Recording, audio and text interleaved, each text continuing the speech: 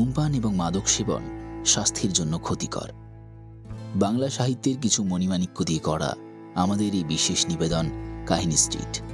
আজ আপনি শুনবেন লেখক কল্যাণ সেনগুপ্তের লেখা গল্প অ্যালার্ম। গল্প শুনে আপনার ভালো লাগলে একটি লাইক করবেন প্লিজ, এবং আপনার মতামত কমেন্টে জানাতে ভুলবেন না। আর একটা কথা, চ্যানেলে নতুন হলে প্লিজ সাবস্ক্রাইব করে দিন। আগামীতে আমরা আরও বেশ কিছু ভালো ভালো গল্প আপনাদের উপহার দেব। শুনতে থাকুন আজকের গল্প অ্যালার্ম।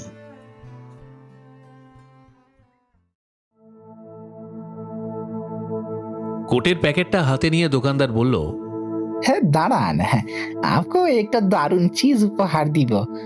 सबको দেই না, লেকিন आप পাবেন। উপহার বললে এই মধ্য বয়সেও আনন্দে নেচে ওঠে মন। একটা ব্লেজার কিনেছি চিতপুর রোডের একটা দোকান থেকে, বেশ কম টাকায়, তার সঙ্গে আবার প্রেজেন্টেশন। উফ, ভাবছি আজ কার মুখ থেকে উঠেছি কে জানে। প্যাকেট হাতে দাঁড়িয়ে আছি, উনি ভেতরে গেছেন প্রেজেন্টেশন আনতে। এনে দিলেন একটা বাক্স, চকমকে কাগজ দিয়ে মোড়া, বেশি বড় নয়, 6-7 ইঞ্চির একটা স্কোয়ার বাক্স। আর তর্স হইছে না। বললাম, এটা কি আছে এতে? ভাঙা ভাঙা বাংলায় বিহারি দোকানদার রহস্য করে বললে, जो আছে ও বহুত দামি জিনিস আছে, संभाल के রাখবেন, বুঝলেন? इसको साथ में রাখলে আপনার কখনো কোনো কামে দেরি হবে না। কাউকে দিয়ে দেবেন না যেন। হ্যাঁ, নতুন চাকরি, তার জন্য কেনাকাটা অনেক কিছু আছে। দোকান থেকে বেরিয়ে আরো অনেক কিছু প্রয়োজনীয় জিনিস কিনে বাড়ি ফিরলাম। খুলে দেখি একটা সাদামাটা ঘড়ি, অজন্তার অ্যালার্ম ক্লক, 1 থেকে 12 নম্বর লেখা। আহামরি দেখতে কিছু নয়। পরদিন দিল্লি হয়ে আঙ্কারা যাব। আঙ্কারা টার্কির রাজধানী। সেখান থেকে দূরে একটা কনস্ট্রাকশন সাইটে যেতে হবে, থাকতে হবে কিছুদিন। মাঝরাতে দিল্লি গেস্ট হাউস থেকে বেরিয়ে এয়ারপোর্ট পৌঁছে লাগেজ তুলে দিতে গিয়ে বোকা বনে গেলাম। স্ক্রিনে দেখে সিকিউরিটির লোকজন গভীর সন্দেহ নিয়ে বললে, क्या है इसमें? আগে জামা কাপড় আছে। বলছি জামা কাপড়, কিন্তু দ্রুত ভাবছি কি এমন এনেছি যে লোকে সন্দেহ করছে। মা কিছু নাড়ু দিয়েছে আর মুচমুচে আলু ভাজা, সেটাও কি প্রবলেম? গম্ভীর গলা ভেসে এলো। बैटरी है क्या? আকাশ থেকে পড়লাম। ব্যাটারি? না, নেই তো। আরও দুজন চলে এলো। আলবাত আছে, স্ক্রিনে দেখাচ্ছে। আপনি সুটকেসটা খুলুন। ওই ঝামেলার মধ্যে গোছানো সুটকেস খুলতে হলো। চারিদিকে লোকেরা নিজেদের জিনিস নিতে এসে বারবার তাকাচ্ছে। জামা কাপড় সব লণ্ডভণ্ড। আমার মুখের দিকে একটা বিশ্রীভাবে তাকিয়ে জিনিসটা বার করে বলল, এই যে, এটা কি? সেই ঘড়ি। ইস, একদম ভুলে গেছিলাম। क्या है? हाँ, क्या है? আগে মনে ছিল না। ততক্ষণে ওরা ঘড়ির পিছনটা খুলে ফেলেছে, আর এমনভাবে উল্টে পাল্টে দেখছে যেন আমি সোনা পাচার করতে গিয়ে ধরা পড়ে গেছি।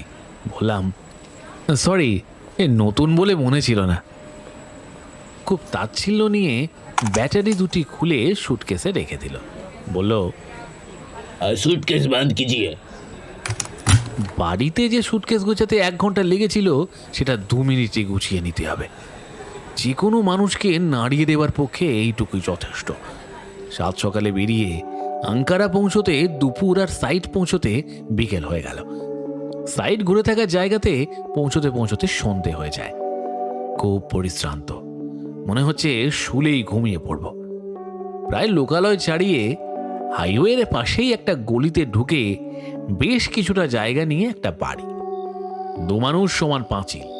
বিশাল গেটের কাছে দাঁড়িয়ে বেশ কিছুক্ষণ হর্ন দেবার পর একজন লম্বা জুব্বা পরা ফর্সা একমুখ দাড়িওয়ালা টার্কিশ মানুষ ছুটতে ছুটতে এসে ইয়াপ পেল্লাই গ্রিলের দরজা খুলল। গেট যে খুললে তাকে ড্রাইভার বেশ কড়া ভাষায় কিছু একটা বলল। Kaytarian musun? Bunza zamandır neredeydin? গাড়িটা হুশ করে গিয়ে বাড়ির সামনে দাঁড়ালো। সামনে অনেকটা বাগানের জায়গা, কিন্তু ঝোপঝাড় হয়ে আছে। বোঝা যায় যত্ন নেই তেমন। এমনিতে টার্কিশটা বেশ গোছানো, পরিষ্কার দেখেছি। মনে হয় এখানে যত্নের অভাব রয়েছে, বা হঠাৎ করে আমি আসার আগেই হয়তো ভাড়া নেওয়া হয়েছে, তাই গুছিয়ে উঠতে পারেনি। আমি ছাড়া আরও 3 জন আসবে কিছুদিনের মধ্যেই দিল্লি অফিস থেকে। সিঁড়ি দিয়ে উঠতে উঠতে দেখলাম সিঁড়িটাও বেশ অপরিষ্কার, ধোয়া মোছা অনেক দিন হয়নি মনে হয়। পুরনো দোতলা বাড়ি, 4টি ফ্ল্যাট। আমাকে যে লোকটি নিয়ে এলো সে প্রথমে টার্কিশ ভাষায় বলে পরে আকারে ইঙ্গিতে বোঝালো যে আমি খুব লাকি, কারণ দোতলার সামনের দিকের ফ্ল্যাটটি আমি পেয়েছি। আপাতত অন্য ফ্ল্যাটগুলি খালি আছে। ভেতরটা সুন্দর সাজানো গোছানো ছোট্ট একটা ফ্ল্যাট, সামনে বারান্দা। বারান্দায় দাঁড়ালে সামনের জমিটুকু ছাড়াও সামনের গলিটা দেখা যায়। দূরে হাইওয়ের 2-4টে গাড়ি হুশহাস চলে যাচ্ছে, বেশ চুপচাপ নিস্তব্ধ। আশেপাশের বাড়িগুলো বেশ কিছুটা ছেড়ে ছেড়ে, বড় বড় 3-4 তলা ছড়ানো গাছ চারিদিকে। ফ্ল্যাটের ভিতরে একটা বড় হল ঘরে বসবার, রান্নাঘর আর খাবার জায়গা, সঙ্গে সোফা সেট, ইস্ত্রি করা টেবিল, জামা কাপড় ঝোলানো স্ট্যান্ড, যত রকম আধুনিক জিনিসপত্রের ঠাসা। একটি বেডরুম, সঙ্গে একটি বাথরুম। বাইরেটা যতটা পুরনো মনে হোক, ভেতরটা কিন্তু বেশ গোছানো আধুনিক ফ্ল্যাট। জিনিসপত্র রেখেই সে দেখালো ফ্রিজে বেশ কিছু ফল, পাউরুটি আর ভেজিটেবল রয়েছে। খাবার জলের বেশ কিছু বোতলও রাখা আছে, চা, কফি, চিনি সব আছে। যা দরকার পড়বে সকালে লোক এলে বললেই তারা এনে দেবে। লোকটি বলল সে আমাকে বুঝিয়ে দিয়ে সামনের গেটের কাছে তার ঘর আছে, সেখানেই থাকবে। গড় গড় করে বলে গেল। নতুন জায়গা, নতুন মানুষ, সঙ্গে ভাষা বুঝতে পারছি না। তারপর এতটা পথ এসে চূড়ান্ত পরিশ্রান্ত, কিছুই মাথায় ঢুকলো না। তাই মাথা ঘামালাম না বেশি, ও কাল দেখা যাবে। সামান্য কিছু পাউরুটি, জ্যাম আর চা খেয়ে শুয়ে পড়েছি। মাথাটা ঝিমঝিম করছে। সেই 36 ঘন্টা আগে বেরিয়েছি বাড়ি থেকে। সকাল 8টার সময় গাড়ি নিয়ে আসবে যেতে।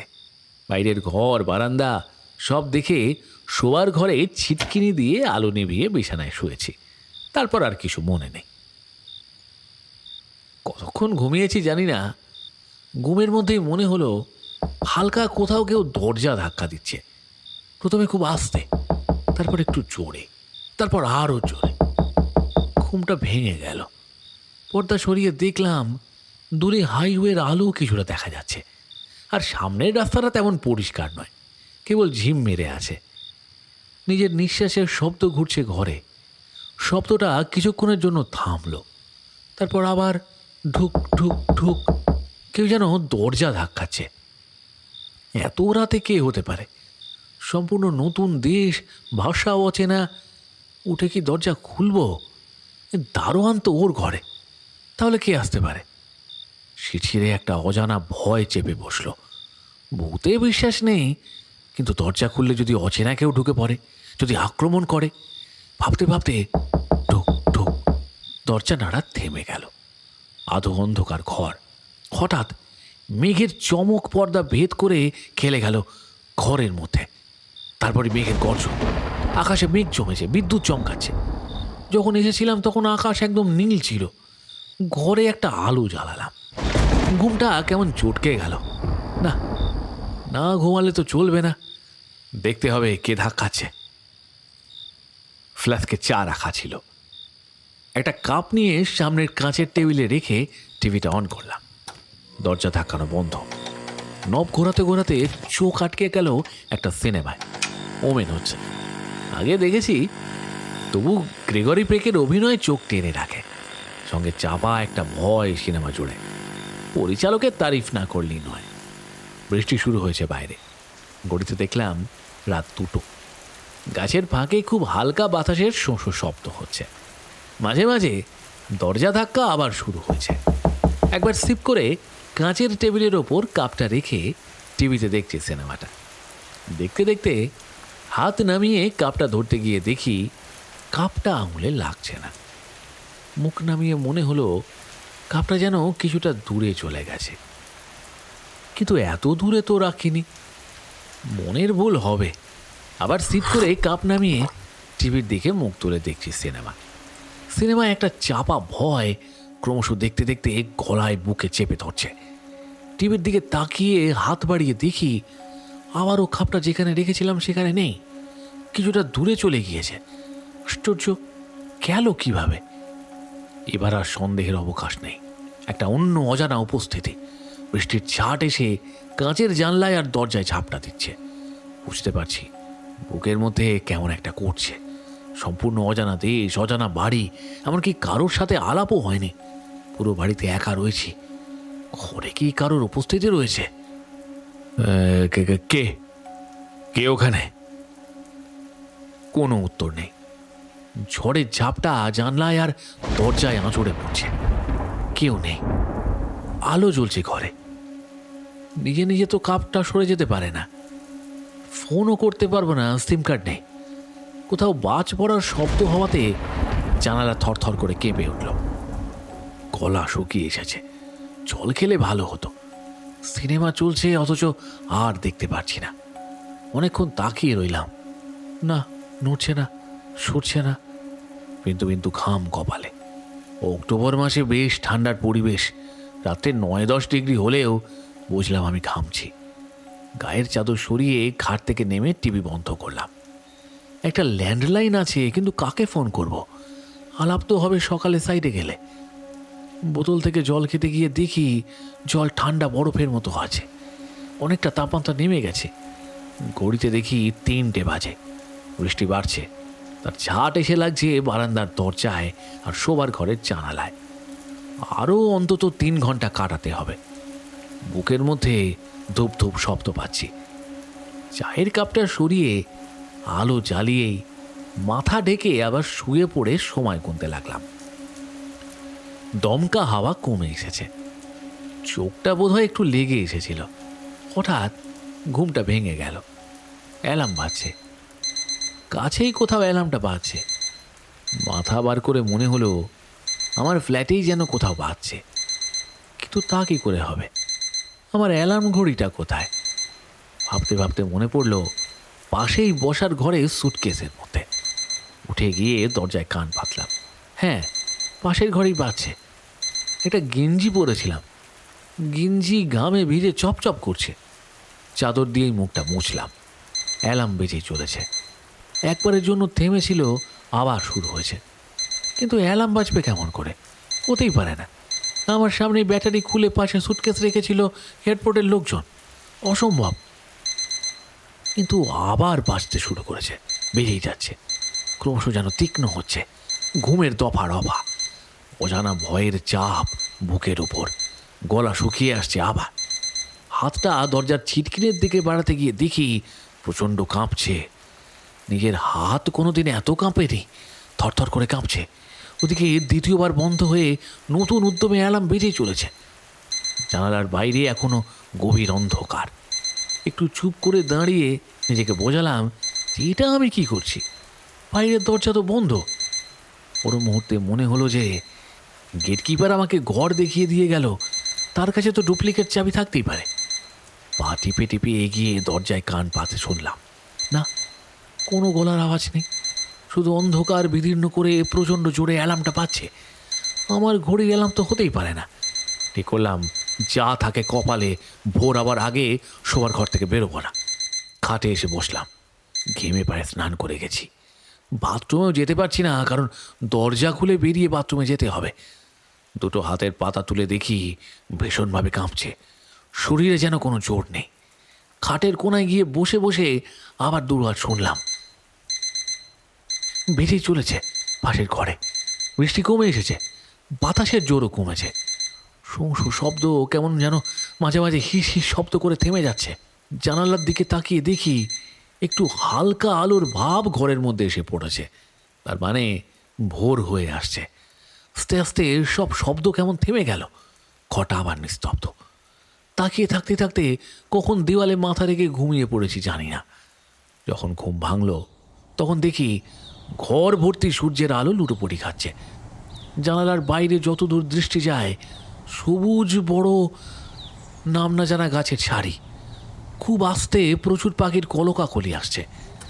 জানালার কাঁচ স্লাইড করে সরাতেই মনে হলো গভীর জঙ্গলে এইমাত্র ভোর হচ্ছে। এ যেন পাখির রাজ্য। কিচিরমিচির শব্দ একটানা চলেছে। গাছগাছালির ফাঁক দিয়ে সূর্যের কিরণ ঠিকরে পড়েছে, ঠান্ডা হাওয়া দিচ্ছে। তাড়াতাড়ি কাঁচ বন্ধ করলাম। রাত যখন বেঁচে ভোর করতে পেরেছি, যে করেই হোক এই বাড়িতে আর নেই রাত কাটানো। সাইটে মজুরদের কোয়ার্টার আছে, সেখানে থাকবো, তবু এখানে আর নয়। কিছু একটা আছে এ বাড়িতে, কিন্তু কি সেটা জানি না। দারোয়ান আমায় নিয়ে ঢুকলো সাইট ম্যানেজারের ঘরে। দূর থেকে শুনতে পাচ্ছি প্রবল চিৎকার। ঘরে ঢোকার আগেই দুটো লোক দৌড়ে বেরিয়ে গেল। ঢুকে এরপর একটা প্রবল অস্বস্তিপূর্ণ অবস্থা। মোটা বেঁটে ফর্সা গোপওয়ালা চশমা পড়া লোকটা উল্টো দিকের চেয়ারে, আর সামনে রোগা পাতলা মতো ইয়ং ছেলে, মাথা নিচু করে দুহাত সামনে। ঠিক হেডমাস্টারের সামনে দাঁড়িয়ে সাংঘাতিক দোষ করা ছাত্র। সাইট ম্যানেজার হাত তুলে আঙুল দেখিয়ে বলছে, এই এই তোমার এটা শেষ ওয়ার্নিং। নিহাত তুমি শেরদার চেনা, না হলে কখন তোমাকে সাইড থেকে বের করে দিতাম। ছেলেটার মুখ মাটির দিকে। সাইট ম্যানেজার আমাকে দেখে একটু গলা নামিয়ে বলল, যাও নিজে সিটে। ছেলেটি একবার আমায় দেখে বেরিয়ে গেল। গোঁফওয়ালা মাথা ঝাঁকিয়েই আমাকে বলল, ভাবুন একবার, সাইটে বসে কোয়ান্টিটি বার না করে ডিটেকটিভের বই পড়ছে। এত মন দিয়ে পড়ছে যে গিয়ে ডাকলে শুনছে না। আরে এত যদি পড়ার শখ, তাহলে এখানে আসা কেন বাপু? কি হবে এদের? এরপর আরও গলা নামিয়ে উৎপল দত্তর মতো মিষ্টি হেসে বলল, আরে ওয়েলকাম ওয়েলকাম। আরে দেখুন দেখি কি কাণ্ড। গতকাল আমি একটু আগেই মেটেরিয়াল ইন্সপেকশনে বেরিয়ে গিয়েছিলাম। আপনার কোনো অসুবিধা হয়নি তো? যদিও স্টোরের বারিশকে বলেই রেখেছিলাম। বলে ওনার কার্ডটা এগিয়ে দিলেন। নাম মিস্টার আহমেদ। টার্কিশটা 99% মুসলিম, কিন্তু ব্যবহার, কথায় বার্তায়, আচরণে, রাস্তায় ঘাটে একদম ইউরোপীয় মানুষ। ভদ্রলোক বেশ ভালো ইংরেজি বলেন। কষ্ট করে বললাম, এই সবে কাল এসেছি, সবই ভালো, তবে বাড়িতে রাত্রিবেলা। আর বলা হলো না। কন্ট্রাক্টরের লোকজন হই হই করে ঢুকে পড়লো ঘরে। হইচইয়ের মধ্যে দারোয়ানকে বললেন, আমার একটা বসার জায়গা করা আছে, সেখানে গিয়ে বসতে, পরে কথা বলবেন। চমৎকার সাজানো গোছানো অফিস, সাইট অফিস বলে মনেই হয় না। যে ঘরে বসার জায়গা হলো, দেখি সেই ঘরের এক পাশে ছেলেটি বসে মাথা নিচু করে কী সব অঙ্ক করছে। দেখে মনে হচ্ছিল 20 কাছাকাছি বয়স। লম্বা, রোগা, ছিপছিপে, কালো কোঁকড়ানো এক মাথা চুল, উদাস একটা চাহনি। আর্টিস্ট বা কবি হলে মনে হয় ভালো হতো। চেহারা দেখে খুব মায়া হলো।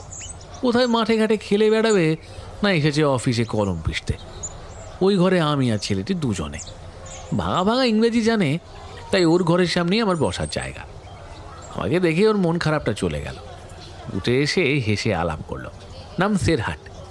দেশে কত সুন্দর বেড়ানোর জায়গা আছে বলতে লাগলো গড় গড় করে। এক নিঃশ্বাসে ইন্ডিয়া সম্বন্ধে যা জানে বলে ফেলল। জিজ্ঞেস করে জানলাম ওর বাড়ি ইস্তাম্বুলে। এখানে কাজের জন্য এসেছে। সপ্তাহের শেষে বাড়ি ফিরে যায়, সোমবার কাজের জায়গায় ফেরে। এখনও ট্রেনিং আছে। এস্টিমেশন শিখেছে কলেজে। ওর টেবিলে অনেক খাতা বই ছড়ানো। কথা বলতে বলতে খেয়াল করলাম বইগুলো সব পড়ার বই নয়। উপরের ছবি দেখে মনে হলো গল্পের বই। কারোর হাতে বন্দুক, কারোর ওপর কুকুর ঝাঁপিয়ে পড়ছে। আমার দিকে চোখ পড়তেই বইগুলো গুছিয়ে নিচের ড্রয়ারে রেখে দিল সে। মুখ প্যাজার করে বলল, আমার একদম ভালো লাগে না কি এসব কাজ। জানেন, ছোটবেলা থেকে ডিটেকটিভ হতে চেয়েছিলাম, কিন্তু হলো না। ওটা আমার স্বপ্ন, বুঝলেন? বেশ মজা লাগলো। বললাম, তোমাদের অ্যাডমিন কোথায় বসে? সঙ্গে সঙ্গে উঠে এলো। বলল, চলো তোমাকে নিয়ে যাচ্ছি। অ্যাডমিন নেই সিটে। ফিরে আসতে আসতে বললাম, আমাকে যেখানে থাকতে দিয়েছে সেটাতে কিছু একটা গন্ডগোল আছে। গন্ডগোল? কি বলতে চাইছো? ওর চোখ দুটো উজ্জ্বল হয়ে ওঠে। বলেই ফেললাম, আমি কাল এসেছি, রাত্রে এমন কিছু ঘটেছে যে আমি ঘুমোতে পারিনি। বলো কি? আমার সিটের উল্টো দিকে বসে পড়ে সে। প্লিজ বলো বলো, কি হয়েছিল? কোনো বিপদ? আচ্ছা, কোথায় ছিলে তুমি? আমি তো রাস্তার নাম জানি না। কিছুটা বিবরণ দেওয়ার সঙ্গে সঙ্গে টপ করে উঠে এসে আমার ল্যাপটপে গুগল ম্যাপের মতো একটা সাইট থেকে সেই বাড়িটার ছবি বার করে ফেলল। এটা? হ্যাঁ, সে বেশ উত্তেজিত। ব্যাপারটা এখনই কাউকে বলার দরকার, না হলে বাড়ি পরিবর্তন করা মুশকিল হবে। সেরহাটকে বললাম আগের রাতের ঘটনা। শুনতে শুনতে ওর বাদামি চোখ দুটো ক্রমশ ঝকঝক করতে লাগলো। দুবার হাত ঝাঁকিয়ে বলল, ও আল্লাহ, ওয়াও! কিছুটা বলবার পর মনে হলো ছেলেটার মাথায় নিশ্চয়ই গন্ডগোল আছে। হয়তো হয়তো বড় লোকের ছেলে চলে এসেছে সাইডে ভুল করে, আর ও কী বা করবে। পুরোটা শুনেই আমাকে অবাক করে বলল, তুমি যা বললে তারপর এমন সুযোগ ছাড়া যায় না, বুঝলে? প্লিজ আজকেই বাড়ি পাল্টানোর কথা বলো না এখানে। সর্বনাশ, এই ছেলে বলে কি? ওর মাথায় দোষ হতে পারে, কিন্তু আমি আরে ওখানে রাত কাটাবো না। বললাম, সে তুমি যাই ভাবো, আমি ওখানে আর থাকবো না। বুঝতে পারছি না কেন এমন করছে। বলল, তুমি যদি আপত্তি না করো আমি আজ তোমার সঙ্গে রাত্রে থাকতে পারি। এটা আমার প্যাশন, খুঁজে বার করা যে কারণটা কি। আমার মুখের দিকে তাকিয়ে একটু অপ্রস্তুত হয়ে বলল, চিন্তা করো না, আমি বাইরের ঘরেই শোবো, কিন্তু আমাকে জানতেই হবে কারণগুলো কি, আর কেনই বা তোমার ভয় লেগেছে। এই কোন পাগলের পাল্লায় পড়লাম রে বাবা। অনেকবার না করার পরেও ছেলেটির অনুনয় থেকে অগত্যা বলতেই হলো, আচ্ছা এসে থেকো তাহলে। শুনে সে খুব উত্তেজিত হলো। বেশ কিছুটা আগেই সাইড থেকে চলে এলো। বলল, সন্ধ্যার মধ্যেই আমার ওখানে চলে আসবে। আজ রাত্রে আরও কি কি দেখতে হবে জানি না। ছেলেটি এ দেশের, ভাঙা ইংরেজিও জানে। যতদিন থাকবো ওকে পেলে আমারই সুবিধা, কারণ পথে ঘাটে বাজারে ট্যাক্সি ডাকতে মানে ইংলিশ টু টার্কিশ ডিকশনারি দেখে তো প্রতিপদে চলবে না। গেস্ট হাউস ফিরবার সময় মনে হলো ছেলেটির মধ্যে অনুসন্ধিৎসা খুব বেশি। বয়স কম, ওর বাবা রাশিয়ান, মা টার্কিশ। ইন্টারন্যাশনাল স্কুলে পড়েছে, তাই ইংলিশ, রাশিয়ান আর টার্কিশ বেশ ভালোই জানে। ওদের ওখানে নানা সফটওয়্যার, বই, কোড এবং বাজারহাটে রাশিয়ান অনেকেই জানে, কথাবার্তাও বলে। সন্ধে সন্ধে সেরহাট চলে এলো, সঙ্গে একটা ব্যাগ। বললাম, কি আছে এতে? বার করলো ছুরি, কাঁচি, টেপ, দড়ি, এসব নানা কিছু, আর একটা চাদর আর চটি। ডিটেকটিভ হবে তাই টকবক করে ফুটছে। অফিসে সেই মনমরা ভাবটা এখন আর নেই। ফ্ল্যাটে ঢুকেই চারিদিকে খুঁটিয়ে খুঁটিয়ে দেখতে লাগলো, এটা টানে ওটা টানে। তারপর বলল, আমায় একটু চা খাওয়াবে প্লিজ? টার্কিশদের মধ্যে চায়ের খুব চল, কিন্তু আমাদের মতো কাপে নয়। কাঁচের গ্লাস, আর তাতে কোনো হাতল থাকে না। গ্লাসের আকারটাও খুব সুন্দর, মুখ সরু, তারপর পেট মোটা, তারপর আবার সরু, আবার নিচে মোটা, পাতলা কাঁচের গ্লাস। চায়ের জল বসিয়ে বাথরুমে গেছি। বেরিয়ে দেখি বারান্দায় স্লাইডিং দরজাগুলো ধরে টানাটানি করছে। আরে আরে আরে কি করো, রোলার নষ্ট হয়ে যাবে যে। বারান্দা থেকে ফিরে এসে বসলো ঘরে, চা নিয়ে বলল, চলো তোমার ঘরে গিয়ে বসি। বলেই চা নিয়ে শোবার ঘরে চলে গেল। বুঝতে পারছি না ও কি চায়। দুজনে বসে চা খেলাম। ও বলল, আমি দোকান থেকে চিকেন দুরুম অর্থাৎ চিকেন রোল আর কোল্ড ড্রিঙ্ক এনেছি, দুজনে খাবো। চা খেয়ে সেরহাট উঠে পড়লো একটা টর্চ নিয়ে। আমি ওর পাগলামি দেখছি। এই যেন ছোটবেলার গোয়েন্দা গোয়েন্দা খেলার গল্প।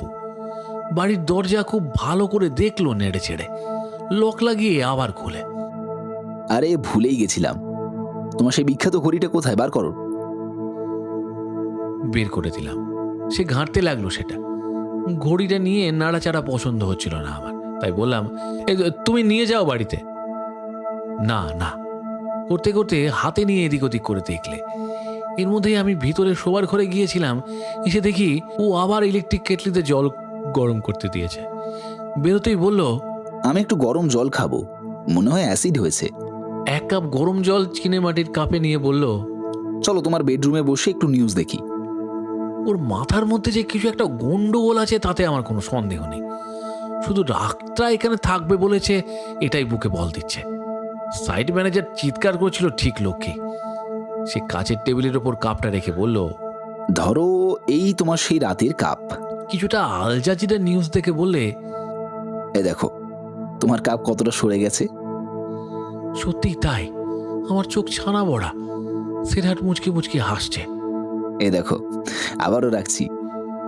কিছুক্ষণ পরে দেখি সেটা সত্যি সরে গেছে। এ কি করে হচ্ছে? এ নিশ্চয়ই কিছু আছে। এ দেখো কাঁচের টেবিল, ঘরের একটা ঢাল আছে, আর গরম কাপ রাখলে কিছুক্ষণ বাদেই নিচে এই দেখো ময়েশ্চার জমছে, আর কাপ স্লিপ করে সরে সরে যাচ্ছে, কারণ কাঁচ আর চিনে মাটির মধ্যে ফ্রিকশন শূন্য হয়ে যাচ্ছে, যেদিকে ঢাল সেদিকে চলে যাচ্ছে। দেখলাম ঠিকই বলছে। আমি অবাক। এবার হাত ধরে টানতে টানতে আমাকে ঘরের বারান্দা আর বসবার ঘরের বারান্দায় নিয়ে গেল। এ দেখো, গ্লাস ফ্রেমের মধ্যে একটা রবার গাস্কেট থাকে, সেগুলো দীর্ঘ সময়ের ব্যবধানে নষ্ট হয়ে ঝুরঝুর করে পড়ে যায়। তাই কাঁচের ওপর সামান্য ধাক্কা লাগলেই এর লম্বা কাঁচ ঢুকঢুক করে নড়ছে। গতকাল জোর হাওয়া দিয়েছিল, তাই তুমি সেই নড়াচড়াকে ধাক্কা ভেবেছিলে। এ তুমি কখন বুঝলে?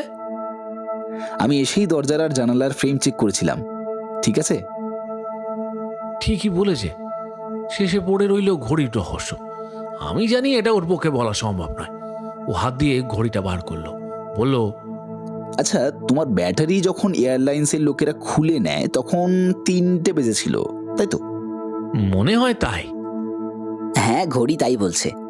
ওরা হাত দিয়ে নাড়াচাড়া করতে করতে অ্যালার্মটা অন হয়ে যায়। তখন কাঁটা 3টের ঘরে, 3 AM। এবার আমার হাসবার পালা। বললাম, কিন্তু ওরা তো ব্যাটারি খুলে নিয়েছিল। না, সবটা ওরা খোলেনি, মনে হয় দেখতে পায়নি। এ দেখো, এটা ওরা খেয়াল করেনি।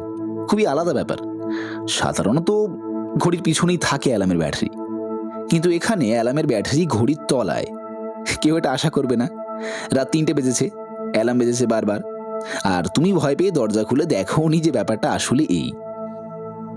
ওইটুকু ছেলের বুদ্ধি থেকে আমি তাজ্জব।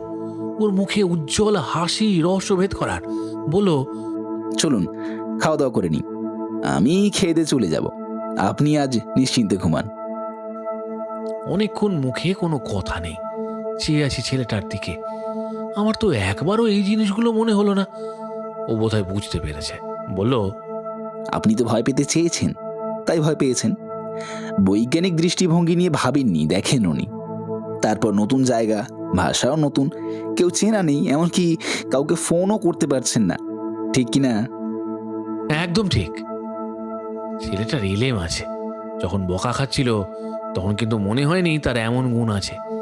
খেয়ে দিয়ে চলে যাওয়ার সময় বলল, রাত্রে কোনো অসুবিধা হলে ফোন করবেন, যত রাতই হোক আমি আসব। তবে আপনি খুব ক্লান্ত, আজ মনে হয় এক ঘুমেই সকাল হবে, আর আকাশ তো পরিষ্কার। খেয়ে উঠে সে চলে গেল। রাত্রে শুলাম আর পরদিন ভোরে উঠলাম। পরদিন অফিসে আসবার পরে সেরহাট হঠাৎ করে উঠে এসে হাত মিলিয়ে বলল, থ্যাংক ইউ ভেরি মাচ। সেটা তো আমার তোমাকে দেওয়া উচিত। এমন একটা বিপদ থেকে আমাকে উদ্ধার করলে। সে সেই বিজয়ীর হাসি হেসে বলল, কারণ তুমি আমার প্রথম ক্লায়েন্ট। আমি? এরপর তুরস্ক ঘোরা, বিভিন্ন দরকারে আর দোকান বাজার করতে ওই সঙ্গে ছিল 3 মাস। সেই বাড়ি যখন ছেড়ে আসি তখন বাড়িতে আরও 3 জন চলে এসেছে। ভীষণ সুন্দর বাগান, বড় বড় গাছে ঘেরা বাড়িটার জন্যে মন খারাপটা বহুদিন ছিল।